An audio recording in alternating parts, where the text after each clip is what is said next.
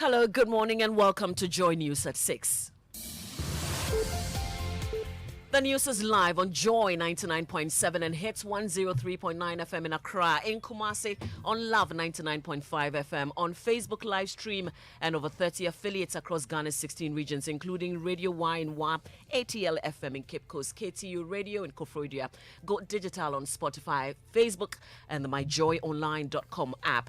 Coming up, you have a finance minister who has gone through all the pains and aches, and nobody can come and say we don't understand what we're doing.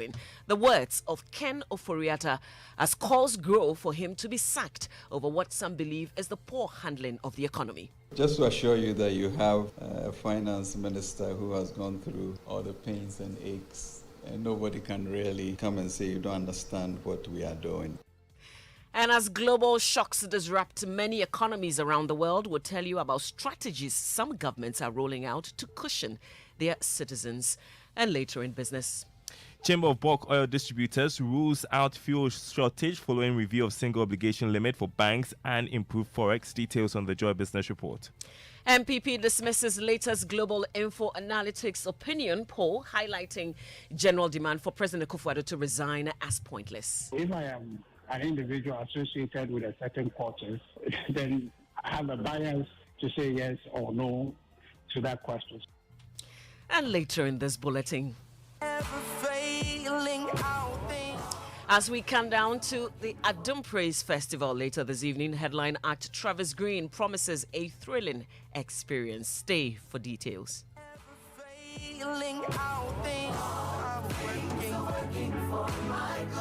Excited to be here. It's going to be a lot of energy at Perez Dome tomorrow night, 6 p.m. We're going up. I'm bringing all my energy, all my passion, and we're going to have a good time. My name is Mamavi Owusu-Aboagye. Thanks for choosing us. This is Joy News, independent, fearless, and credible. You have a finance minister who has gone through all the pains and aches, and nobody can come and say we don't understand what we're doing. The words of Finance Minister Ken Ofori-Atta as he speaks for the first time since calls for his dismissal escalated. He's been under pressure to step down or be sacked over what is believed to be gross mismanagement of the Ghanaian economy. But speaking to members of the Association of Ghana Industries in Accra last night, Mr. Ofori-Atta expressed confidence the nation is purposed for greatness.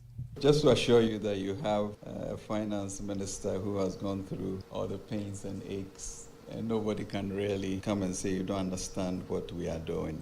The question is, what resources do we have and how are we going to deploy them in the nation that we have, and how do you stand firm in very difficult circumstances by being very confident that the nation is purposed for greatness, and you are blessed to have the opportunity to lead where we are going.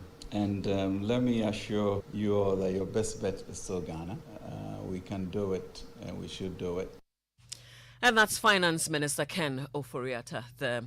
The Energy Ministry and the heads of its various agencies are set to appear before the Mines and Energy Committee in Parliament to answer questions on how they're dealing with the current fuel price crisis.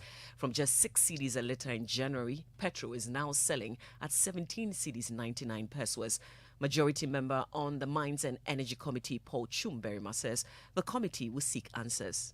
I know the chairman and Laken have indicated that very soon they will be inviting the appropriate institutions to help us understand the challenge in terms of how this petroleum hype goes up and down, the fluctuations in the market.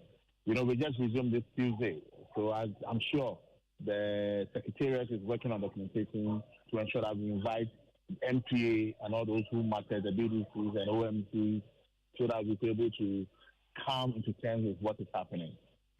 Paul Chumberima also says they will be particularly interested in why funds accrued in the price stabilization levy have not been used to cushion consumers. I'm sure that when we invite the appropriate authorities before the committee, I'm going to explain to us why maybe they've not activated that fund to ensure that we're pushing the people in the country. So, but I can also say that looking at the times that we find ourselves, Iran, I'm sure the finance ministry and energy ministry will be in talks on how these things are. Because aside even the funds, the forest is a problem. It's going to be enough for the market. And that's Member of Parliament and Member of the Mines and Energy Committee of Parliament, Paul Chum Berima. We stay with matters of fuel, and former Managing Director of GOIL, Kojo Bonsu, is backing calls for government to immediately reduce taxes on petroleum products so that it can drive down prices at the pumps. He's been speaking to Raymond Akon upfront on the Joy News channel. You are doing 83% discount on premix, okay? So you can take about 30% there and give it to them, sister, because whatever is happening, the Chinese are rather enjoying on the premix. So you take some there. It's all management. And if we had bought fuel 6 months ago and had good reserves at Bost, we could have even cushioned our people for the 6 months reservoir to remove out. But then people wouldn't be angry. Because if fuel goes up, at today, diesel is 23.76 and petrol is what? 17.99. And that's former Managing Director of GOIL, Kojo Bonsu, speaking on Upfront on the Joy News channel.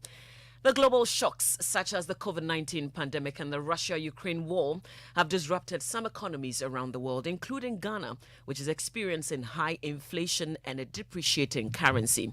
In addition to these external forces, the Akufo-Addo administration has been blamed for poor mismanagement, and there have been calls on its government to cushion Ghanaians as they reel under the impacts of the increase in fuel prices and food.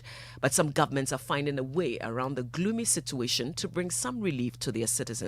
There's more in this News Desk report.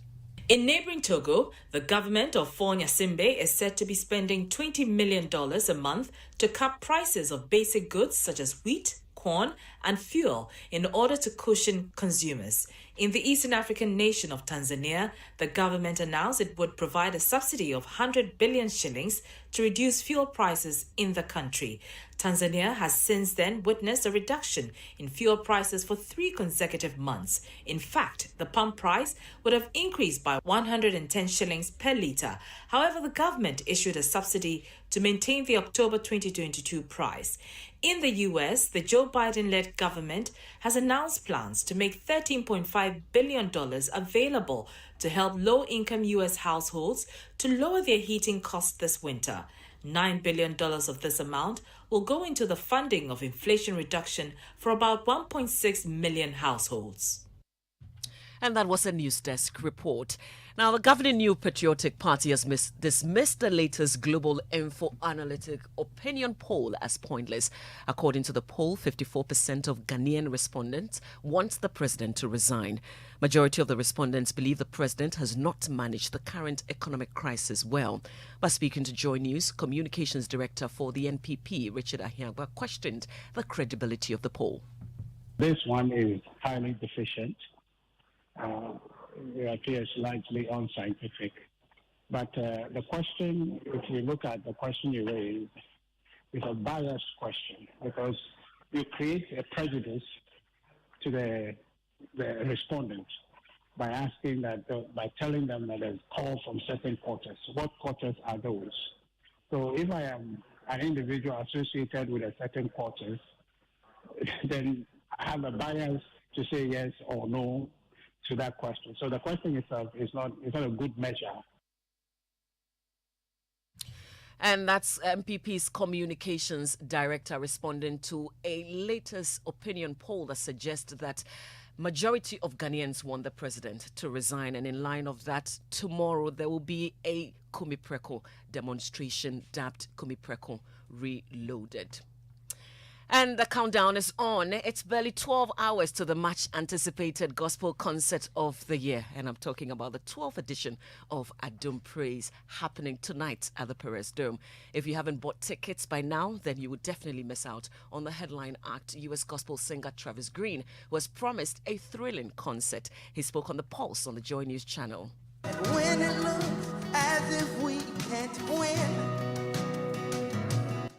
I mean, it's going to be high energy, a lot of praise, really rejoicing in who God is and what he's done. He's been so good to Ghana, He's been so good to the continent of Africa, and no one prays like Africans. I mean, you can go anywhere on the planet.